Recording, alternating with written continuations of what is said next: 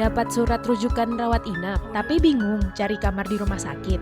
Jangan khawatir, sekarang di aplikasi mobile JKN, Anda sudah bisa melihat ketersediaan tempat tidur tanpa harus datang lebih dahulu ke rumah sakit. Dengan fitur baru yang ada di aplikasi ini, kita bisa melihat ketersediaan tempat tidur di rumah sakit tempat Anda akan dirawat inap. Fitur ini juga sudah diintegrasikan dengan aplikasi ApliCares dan aplikasi Health Facilities Information System yang ada di rumah sakit untuk selalu mengupdate ketersediaan kamarnya loh. Nah, di rumah sakit juga ada tampilan ketersediaan tempat tidur yang dapat dilihat dan dimonitor oleh Anda. Jadi, sudah tidak perlu bingung lagi karena kekhawatiran Anda sudah teratasi hanya dengan satu genggaman.